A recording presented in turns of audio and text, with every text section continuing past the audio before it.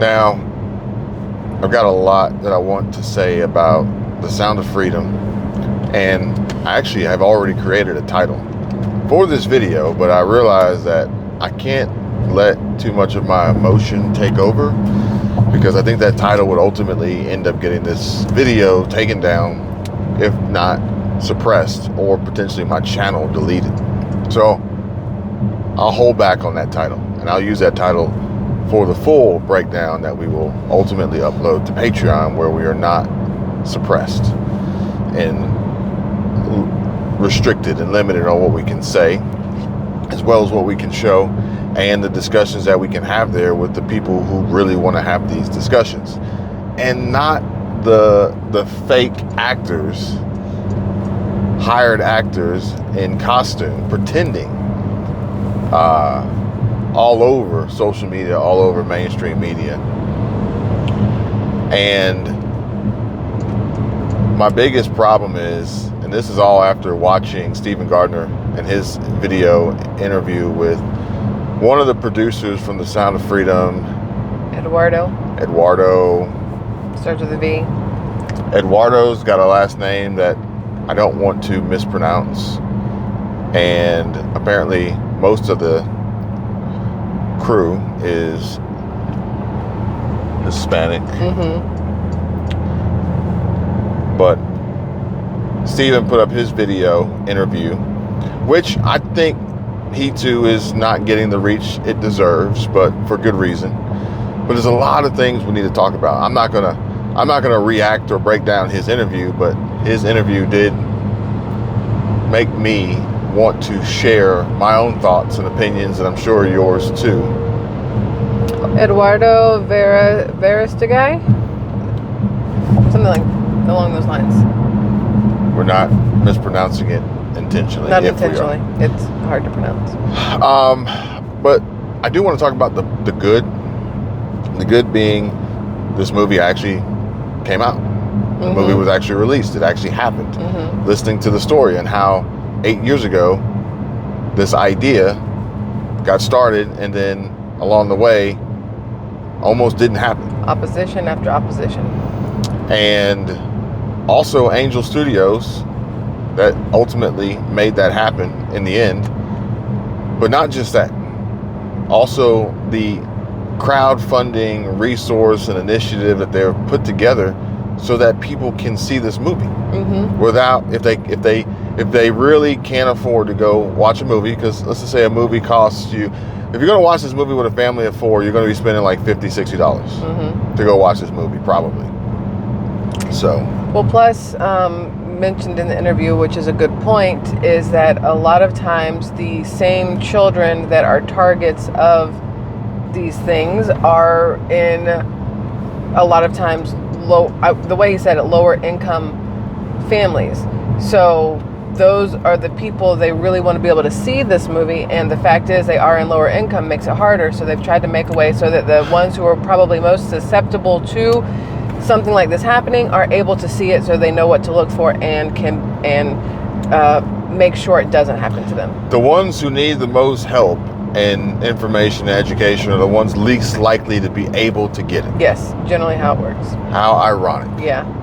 Now, you've already discussed this, and I think maybe have really discussed this.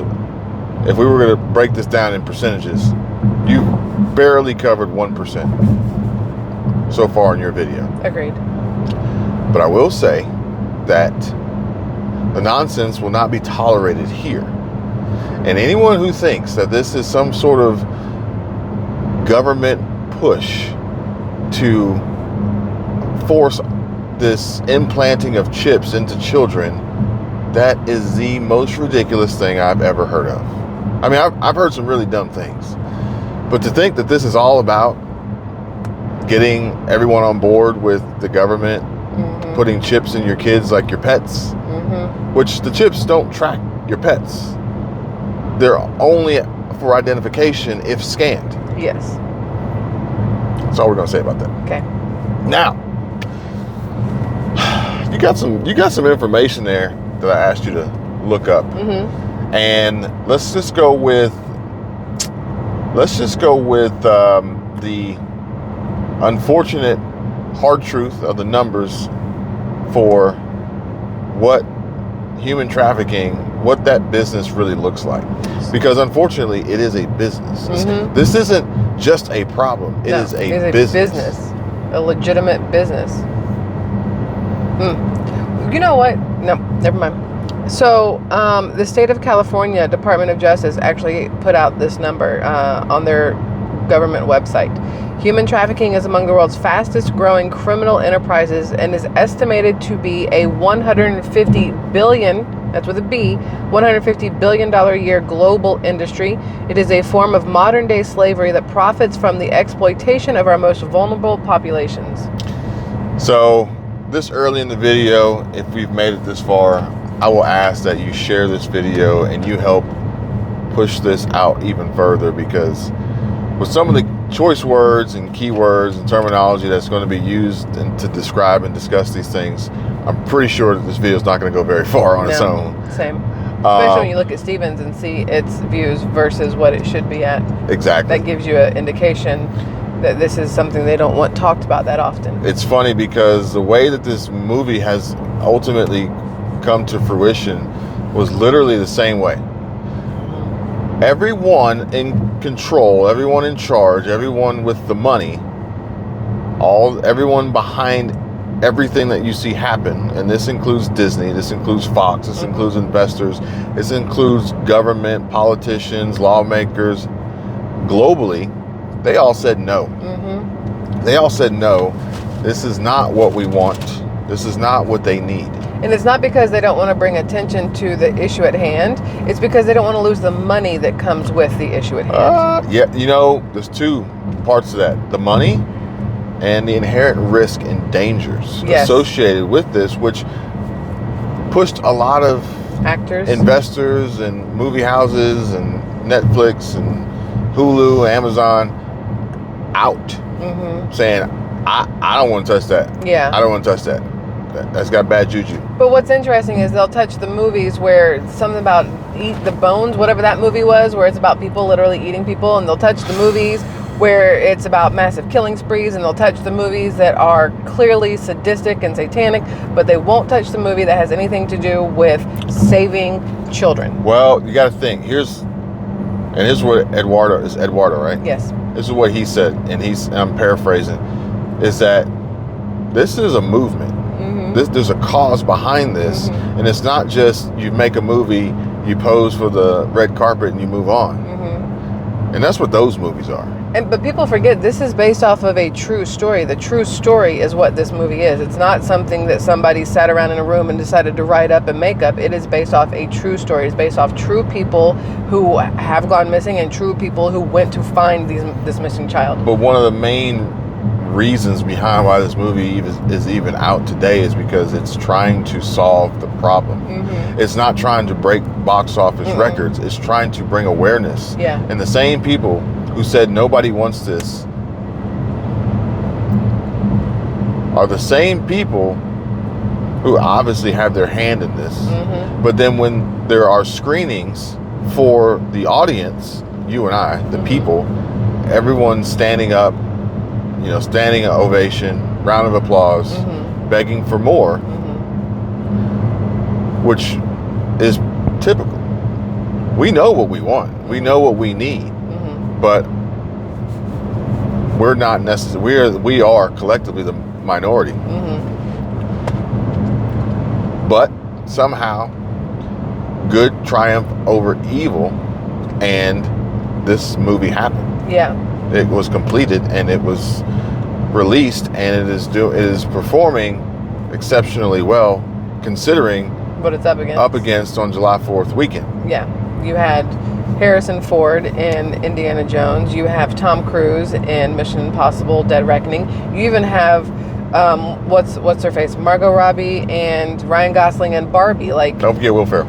And Will Ferrell. Don't forget Will Ferrell. But you have these movies that are aimed at entertaining people and taking their mind off of real things.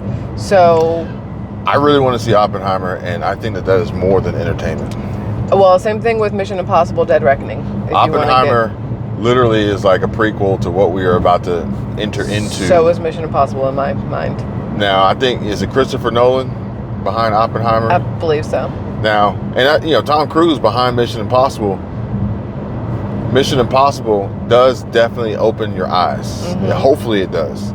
And Oppenheimer could potentially be, yes, another enlightening of a message of warning and preparation. Mm-hmm. But Sound of Freedom, I mean, that's a movement. That's a cause, right? That's a movement, but people also have to realize that it's going to be something that will affect you emotionally on a level some people may not be ready for, because a lot of people like to close their eyes to the things that are happening and pretend it doesn't happen, or it's not in my neighborhood, it's not my kids, it's not whatever else. Conceal, don't feel. Yeah, that kind of thing. But I will say that I did talk about this on my channel, and how I mentioned that I didn't want to take my kid to see it until I saw it, and the feedback was that the movie itself does not go where a box office entertainment movie would, where they go too far and show you the things that are disturbing.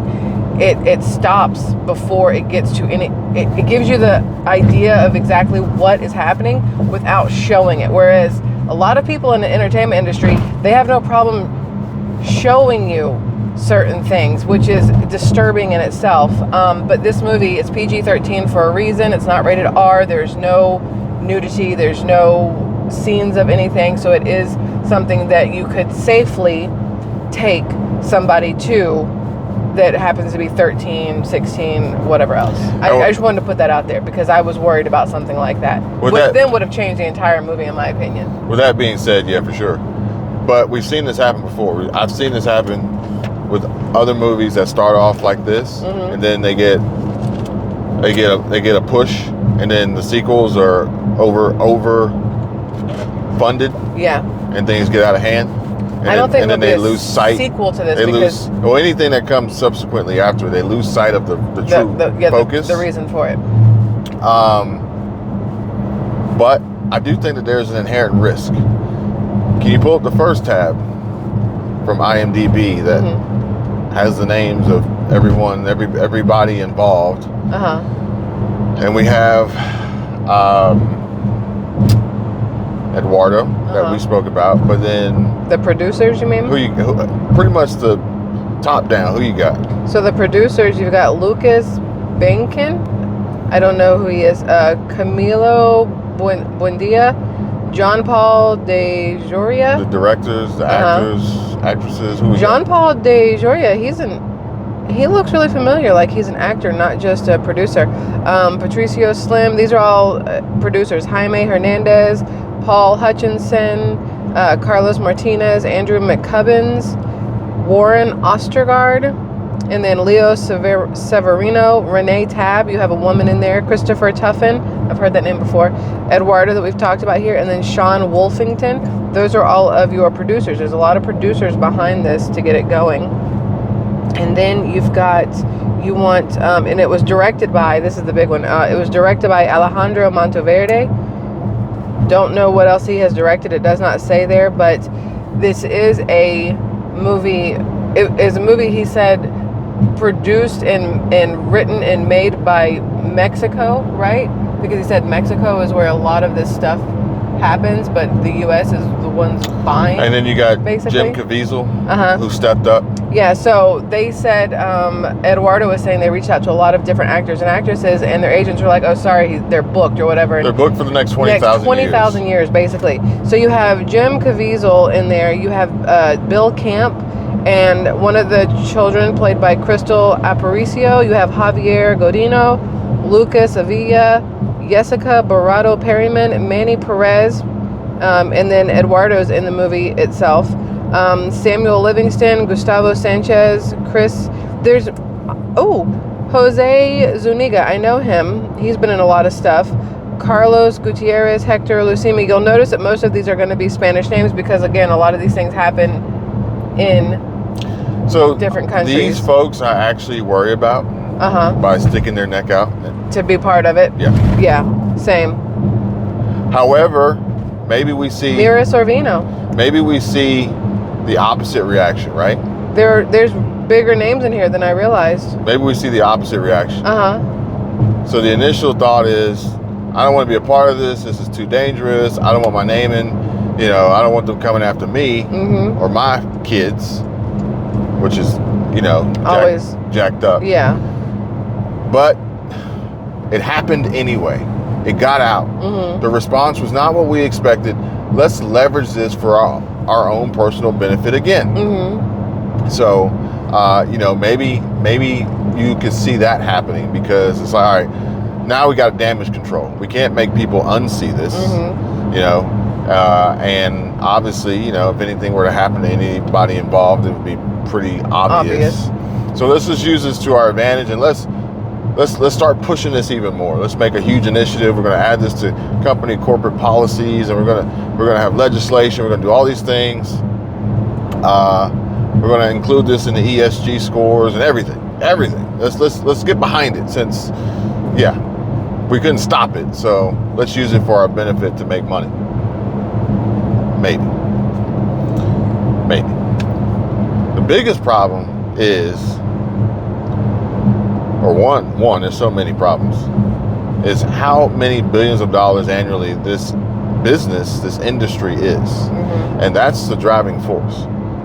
But also, the same people, the same politicians, lawmakers, officials that are supposed to uphold the law, international law, basically human law, like just being a good decent human person, not being completely evil and dark on the inside.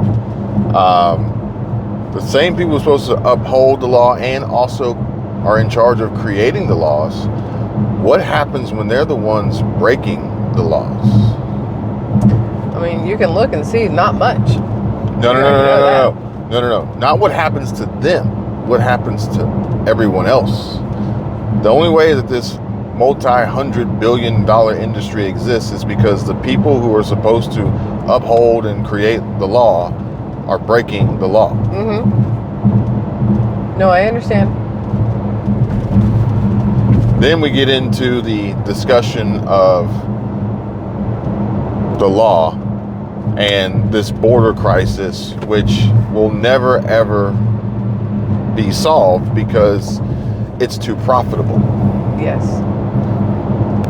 To solve it would mean literally to cut off your funding source.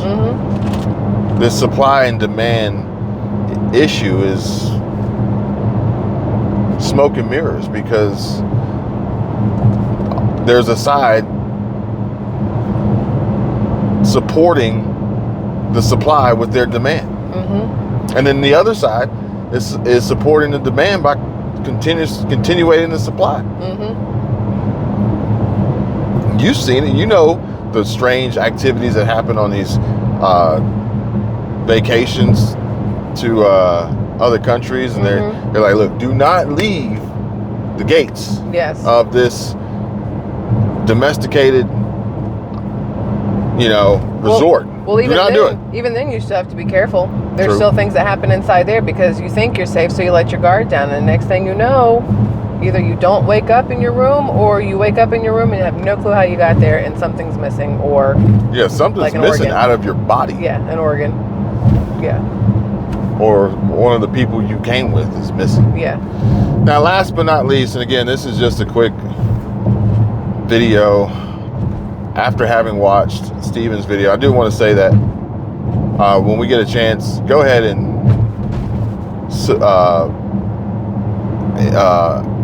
donate to the Angel Studios so that other people can watch the video or the movie. And we'll grab Steven's link and put it in the description. So that if anybody else wants to donate to Angel Studios so that other people can watch the movie, that's perfectly fine. It's about the money. It's about the money. And it really upsets me to know, because even Steven said it on his video, that he had two of his normal sponsors. Now, Steven's got a channel with like 1.3 million subscribers. He gets hundreds of thousands of views per video. Steven, if you're watching this video, sorry, we did not get a chance to come to Utah this summer. again. Somehow we completely missed Utah again. We hit the corner of Iowa somehow. Yeah, we were in Iowa for like 8 minutes. Yeah. We're in Missouri, I think. Yes.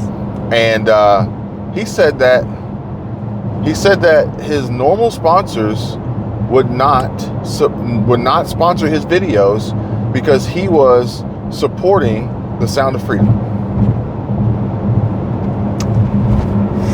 I think a lot of advertisers and sponsors out there are worried about certain keywords.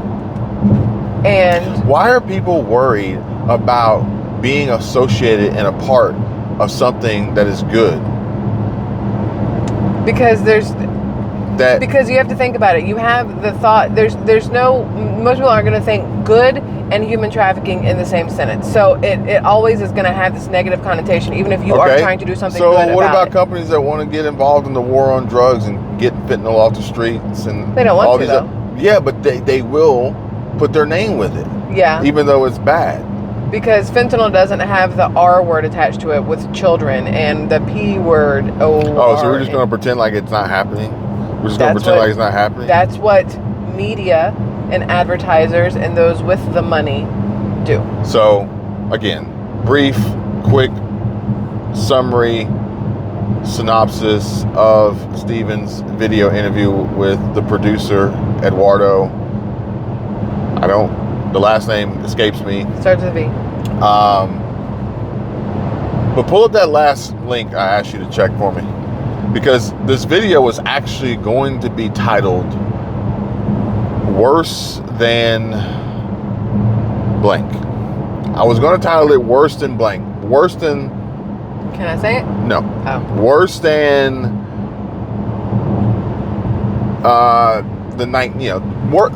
Worse than 2020. Maybe I can say that. Worse than 2020. 2021. That's when they came out, I think. Well, no, it was 2020. It was? It was the end of 19. Well, no, I'm not talking about that. I'm talking about what they wanted you to do. Oh, no. Well, that was the catalyst. That was the catalyst, right? So, and honestly, right now, you should be able to say this, but guarantee you that on this video, if I say it, then I'll get flagged for something. Yeah. So I was going to title it Worse Than 2020. Okay. So how do you want me to read this? Let's just leave out the word. Let's replace certain words with caffeine. Okay. Let's replace certain words with caffeine. All right. So the ongoing 2020, can I say the pandemic propelled pharmaceutical company Caffeine. Oh, no, you can say their name. Oh, that's what I was asking. Yeah, but what they produced, we're going to call caffeine. Okay. So the ongoing C-19 pandemic propelled pharmaceutical company Pfizer's earnings to a record $100 billion last year, almost $57 billion of which was driven by its caffeine and can I say anti? I don't even know how I can say that. Yeah, I don't know. You know what? We're going to have to continue this conversation. I don't know how to say this. We have to continue this conversation on Patreon. So start over and just take out caffeine, because I don't want them to be like, oh, well, you're misleading your audience by saying that Pfizer made caffeine, and they didn't. So I don't want to say that. Okay, so, all right, the ongoing... But I think you guys know what we mean by now. Okay, so either way, what they made, what Pfizer made, and read it again, so that people can really understand and feel the impact of how they made this money. Okay, the ongoing C-19 pandemic propelled pharmaceutical company Pfizer's earnings to a record $100 billion last year, almost $57 billion of which was driven by its you-know-what, the company reported on Tuesday. One company, because of that, propelled because that to company, $100 billion. One company propelled to $100 billion in comparison to this human trafficking, pedophilia associated business that is $150 billion. They're pretty close. That's also slightly terrifying. They're pretty damn close. Yeah. When you put it like that. And this is only the beginning.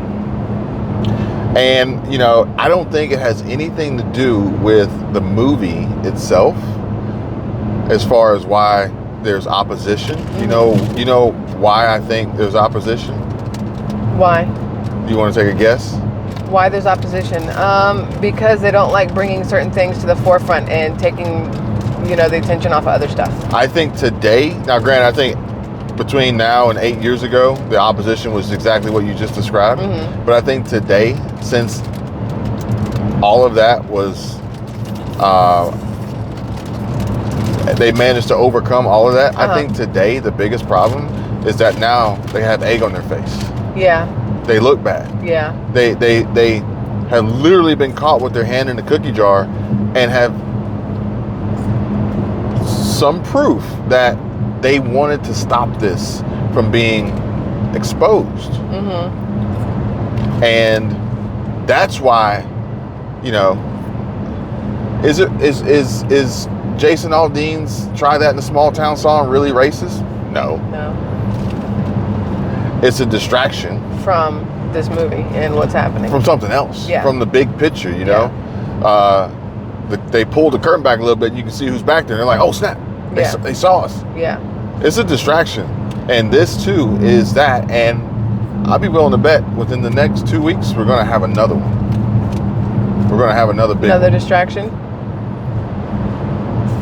Another fake event, a fake headline, a fake controversy that further pits us against each other in this divide that tries to draw your attention off of the ones who are actually causing the problems, the ones who are actually tearing this world apart, all for their own greed. Profit over people. Thanks for watching. Please like, subscribe, go check out Steven's video. Check out the link below for the Angel Studios and make sure you come check us out on Patreon. Bye. See ya.